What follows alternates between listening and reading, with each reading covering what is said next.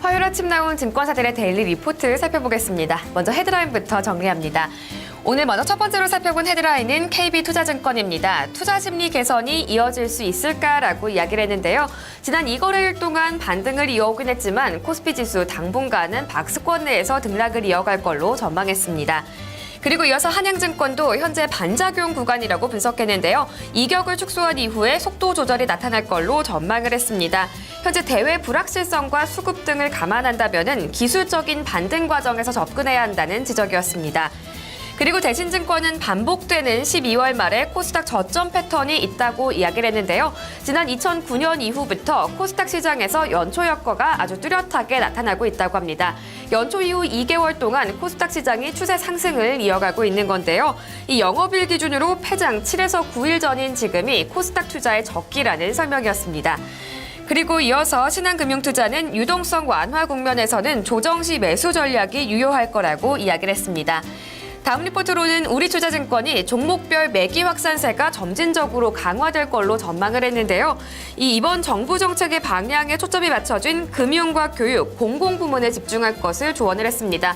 그리고 또 여기에서도 배당 확대가 기대되는 종목을 중심으로 관심도를 높여야 한다는 지적이었습니다.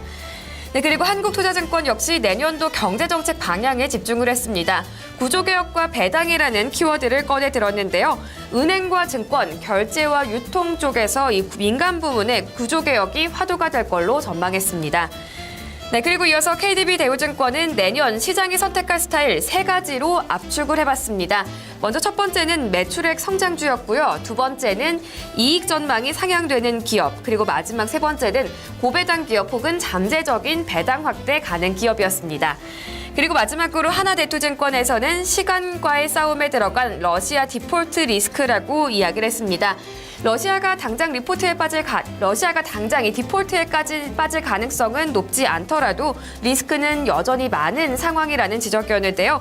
러시아 불안이 주기적으로 신흥국의 변동성을 자극할 수 있을 걸로 전망했습니다. 이어서 신규 추천 종목 확인합니다. 오늘 유한타증권에서 SK이노베이션과 다음카카오 두 가지 종목을 새롭게 추천했는데요.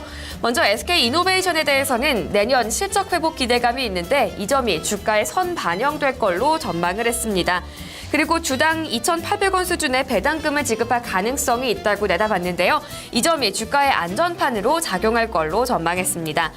그리고 다음 카카오에 대해서는 이 최근에 규제 리스크와 스톡옵션의 오버행 이슈 등으로 주가가 낙폭 과대 수준에 접어들었다고 분석했는데요. 시장 대비 10%포인트 정도 낮은 수준에 위치해 있다고 이야기를 했습니다. 4분기에는 광고 성수기 효과로 카카오 스토리의 광고 매출이 증가할 걸로 전망을 했고요. 또 게임 매출까지도 증가하면서 실적이 개선될 걸로 전망을 했습니다. 이와 함께 카카오 결제와 카카오 택시처럼 내년도 성장 스토리가 기대되는 신사업이 있다는 점까지도 함께 제시를 했습니다. 추천 제외 종목까지 확인하겠습니다. 유한타증권이 신규 추천주 2가지를 제외하면서 또 2가지 종목을 제외했는데요. 네이버와 유한양행을 추천 제외한다고 밝혔습니다. 지금까지 오늘 아침 증권사 추천주를 살펴봤습니다.